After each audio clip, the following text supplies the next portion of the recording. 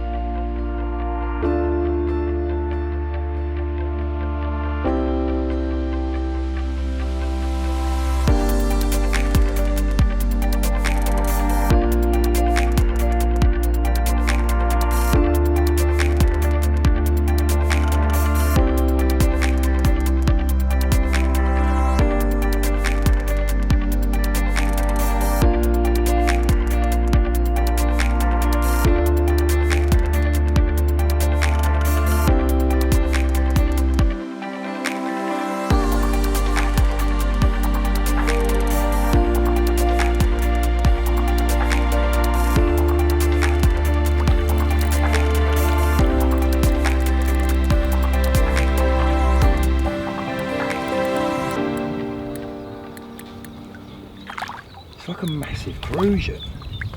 Looks like it. I don't think it's a real carp, is it? Awesome! It's a very, very peculiar looking common.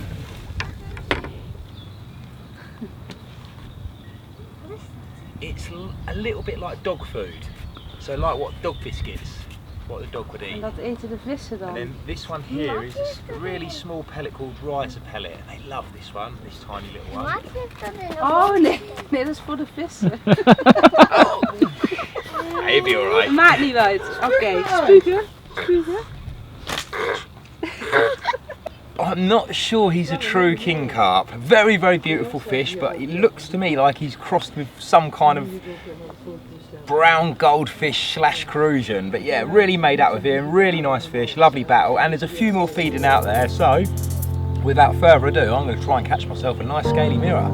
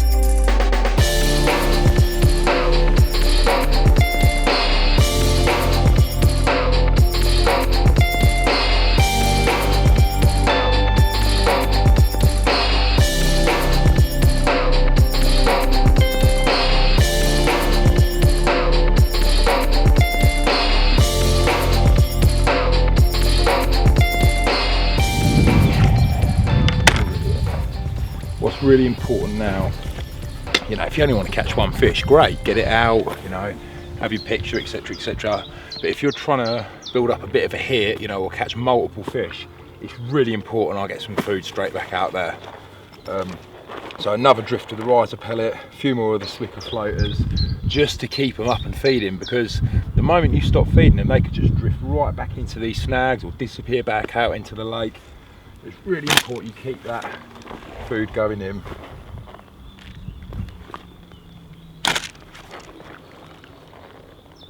Conversely, it's also really important you don't put too much in, because if I overfeed them, putting out pouch after pouch after pouch, especially with this wind, I could very easily drag every single fish down into that bottom corner. And this style of fishing, you know, using the riser pellets, using the floaters, you need to sort of use the wind to your advantage. The wind's a good thing. A lot of people would look at this and go, oh, it's too windy for float fishing. I actually like it because it allows you to make the bait cover a larger surface area. You put it in one point and then it drifts across the lake. Hopefully you're picking fish up along the way.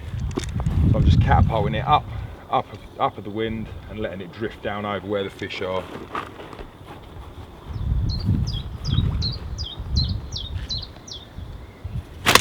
If the wind's a real big issue, today it's not too bad, you know, but if it was any worse and the fish were up in the upper layers and stuff, just add more oil, some hemp oil, some salmon oil, even, you know, the Scope Good food dips and stuff, they're oil based as well. Anything just to flatten off the surface of the water, and you can sort of see it a little bit there now. It's a little bit calmer in that run down where the bait is in comparison to everything else. I'm going to hook him in the net and make another cast, I think.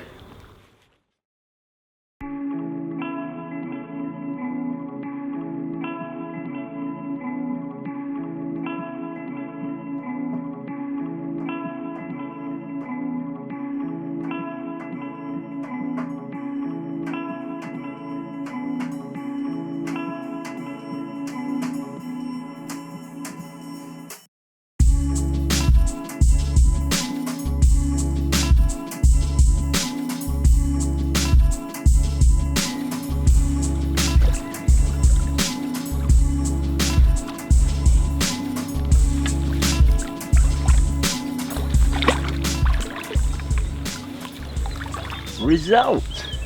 Literally just wandered down here. I've been sort of keeping an eye on this bit of water. It's much calmer, and I've been putting some bait out every sort of 10-15 minutes, and there isn't anywhere near the number of fish that there are up there, but it's just a bit more calmer. You know, you can control the float better, you can mend the line better, keeping more direct contact, the wind's not hacking across, and yeah, it was a lot quicker to get a bite down here, even though there's probably a fraction of the amount of fish. Just my presentation's better, and that's very important whenever you control a float fishing or using a bolt machine, that you try and stay in direct contact with it, because you know you're setting the hook. Yes, there are some bigger bolt machines, some very large ones that you can use to aid hooking and stuff, but really to get the best out of this style of fishing you need to be very much concentrating on the hook bait, you know, watching for those lips coming up and actually striking. So when it's nice and flat and calm like this, you can just stay much more in control. So yeah, really nice old looking common to add to my mirror. I think it's probably time to get some pictures done, get off to the next lake.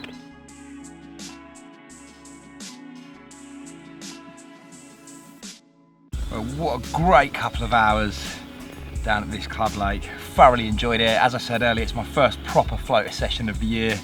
There's nothing more rewarding than drifting those riser pellets, getting a bolt machine out and watching them take the hook bait. Result.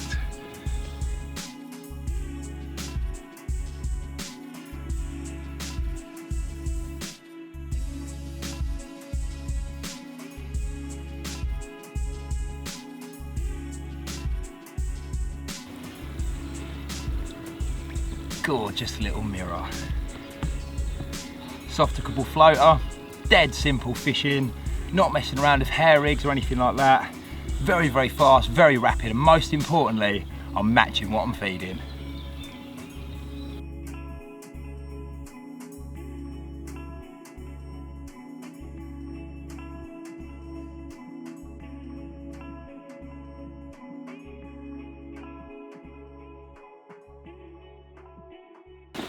Absolutely brilliant. It's time to hit the road. Let's go to the next lake.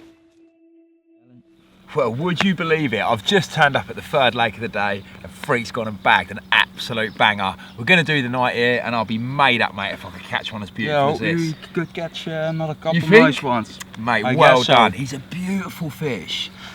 Yeah, nice calls, isn't it? And how long you been down for? Not long. 1 hour.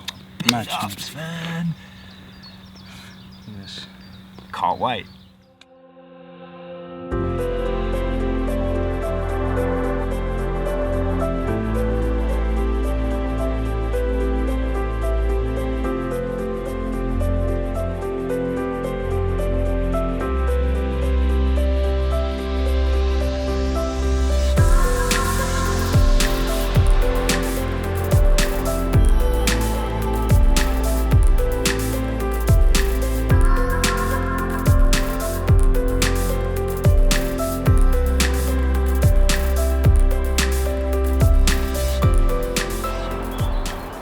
just lost one. That's fishing. Yeah, very quiet night. Got here on dark, put a couple of rods out, fished one over the Scopex squid mix that I knocked up yesterday. Very short hook link with a slip D and a cultured hook bait on, and then the other one on a gyro rig with a Scopex squid pop up. Much longer rig, just flicking a few freebies around it. And it's that rod that's gone this morning. Yeah, a little bit disappointed, felt like a good fish, but yeah, at least the sun's come back up again. Gonna get packed up now, gonna move across to another really big lake, full of weed, really clear, and do a bit more sort of stalking, floater fishing, and probably some zig fishing.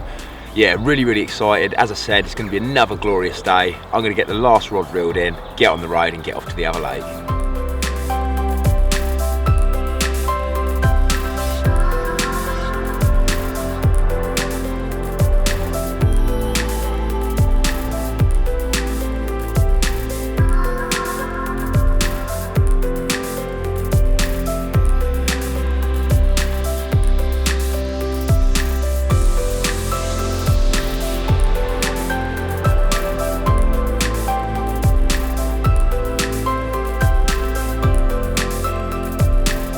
So I've got my barrel all packed up. I don't really want to leave, to be fair, but we've got other places to go and things to see. But well done, mate. Another absolute stunner. Yeah, nice linear.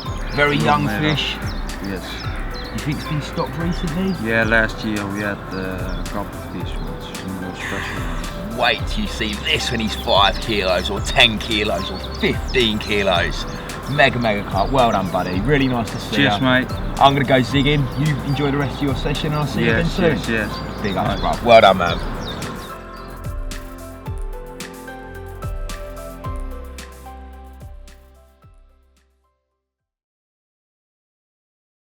So we've arrived at the third lake of the day, and yeah, there was a few fish milling around in this back bay. I put a few riser pellets out, put a few floaters, but Marco really believes that the way to catch these fish is fishing the zigs and fishing the slop over the top of it. So next plan of action, get my spod rod out, prepare a mix up, probably try and find an area that's not so heavily weedy, position some zigs, wrap them up around the sticks, and just gently trickling over the top some slop and some spod. Let's do this. It's all panic stations at the moment. There's a few out there, they are taking. I'm just introducing the Scopex squid, riser pellet and 11mm slicker floaters. It's probably more than likely I'm going to have to fish zigs. Firstly, the wind's chopping and changing between directions, which makes, you know, controlling the float very difficult. Like I explained yesterday, when I moved up to that flat calm area of water, you can mend your line nice and easily and stay in direct contact. I can't today. Plus the fish are very cagey, and I think potentially a static hook bait on a zig just sitting there laying on the surface 8, 10, 12 centimetres, that's going to be the one. But when I can see them like this, all I want to do is fish for them. So at the moment I've got a bolt machine rod out. I'm just topping up the swim every once in a while, monitoring the wind with the riser pellets and the floaters, and yeah, there's some big fish out there and it would be real nice to catch one.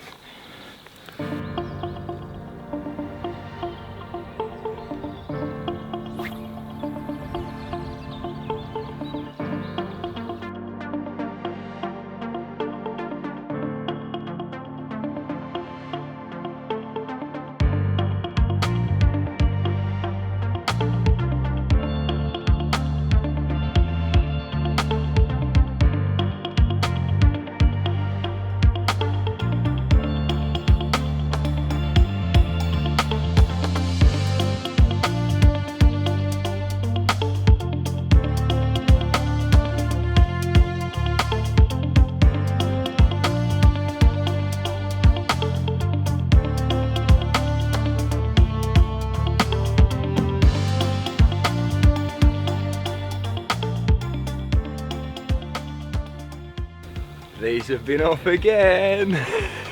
Alan's been back in the lake. Yeah, because of the wind chopping and changing directions all the time, a couple of the spoms actually drifted down onto this bank. The wind's actually going down the other way, but it swung around for a little while. Anyway, while I was sort of getting the, well actually I'm not going to lie, I still haven't got any of the spod gear ready, zig gear ready. But while I was sort of watching the water and carrying on feeding the riser pellets, I started to hear a few fish down on this margin.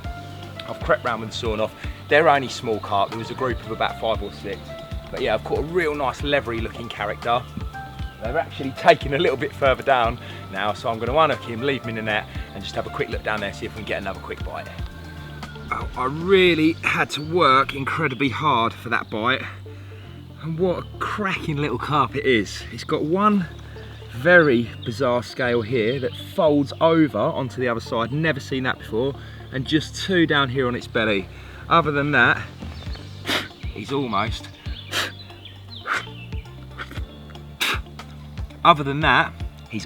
a leather. Really, really rewarding.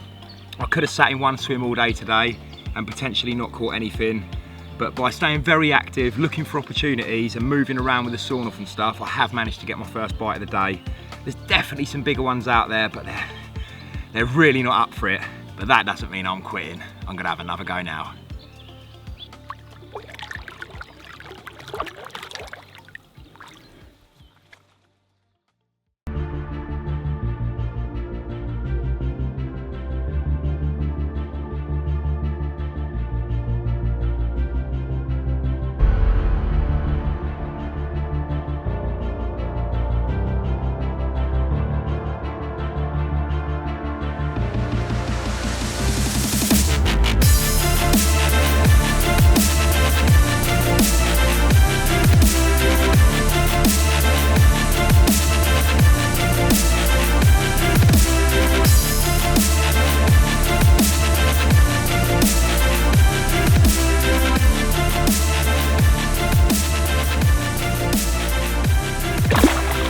Definitely one of the greatest feelings in the world. Getting in the lake with them, hunting them, hooking them, watching them take the bait, and then an epic battle in clear water. This is why I love fishing.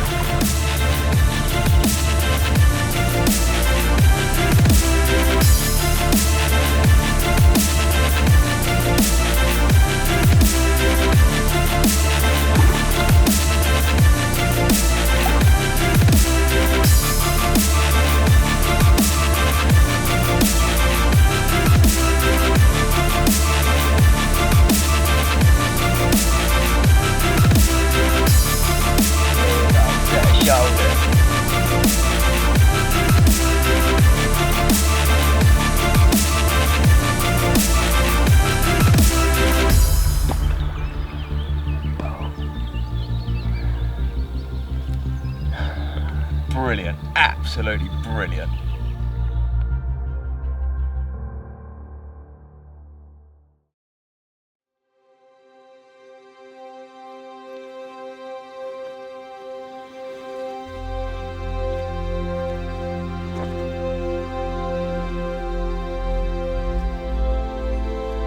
Well, after that little mirror, I went back and got some size 8 floater claws, just because you get a bite much faster if you fish a single bait as opposed to a double. Really good hook hold, he was never coming out.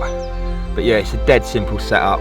Just 10 pound NXT Zig Flow, a little floater core, and that soft hookable floater which matches those freebies perfectly. What a lovely carp. Wow, that makes me so happy. As I said when I was in the water, there's no greater feeling than getting the lake with them. Yeah, I've got waders in the van, but it's a lovely day, and yeah, I managed to get really close to them, and yeah, good battle, great fun, proper made up. Well, that brings us to a close at this lake. Didn't have any luck on the adjustable zigs, but to be fair, I only gave it a couple of hours. Did manage to nick one more bite on the soft hookable floaters with a sawn off, just going around hunting them. See a couple of really big commons, but this one got in the way and took the hook bait. Not going to complain. It's time to get going now. I'm going to go and do a talk for some local kids, a little bit about myself, my fishing, rigs and bait, before doing a night on a Dutch canal, and I cannot wait for that.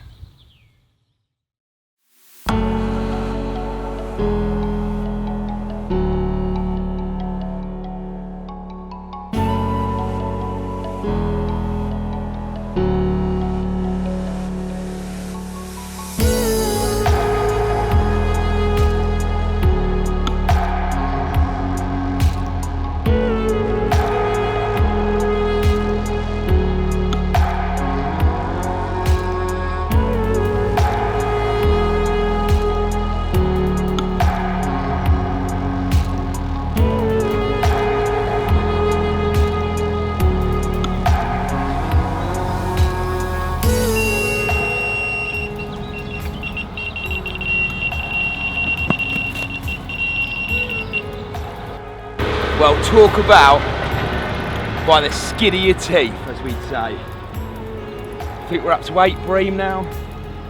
Almost a completely sleepless night, but I've had a lovely time. Beautiful meal with Marco last night to end our trip. And yeah, to be fair, I was still going to go home happy. Had a great couple of days, stalking with the sawn off, fishing with the flicker floaters and the riser pellets with the bolt machines. Bit more stalking yesterday, had a go at the zigging, didn't really give it long enough because I was too busy stalking. And then a great night last night on the canal, albeit only a lot of Dutch bream to show for my efforts until now. I've hooked a carp, please let me get this on him.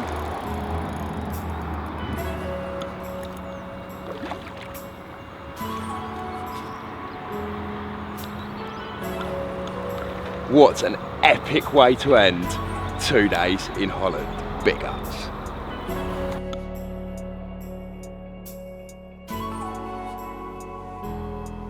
Simply awesome. What a great way to end. Mad buzzing. I've got to get back to England now. My gear's not packed up. There's a strong possibility I'm going to miss my crossing. Do I care? Hell no. I've had the loveliest of times.